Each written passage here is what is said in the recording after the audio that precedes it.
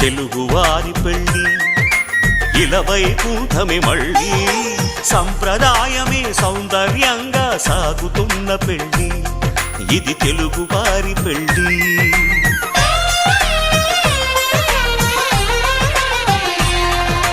తెలుగువారి పెళ్ళి ఇలవైకుంఠమే మళ్ళీ సంప్రదాయమే సౌందర్యంగా సాగుతున్న పెళ్ళి ఇది తెలుగువారి పెళ్ళి.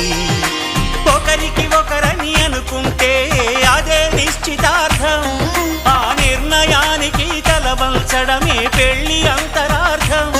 శతమానం భవతి అంటుంది శ్రావణ మాసం, శ్రావణ మాసం, శ్రావణ మాసం.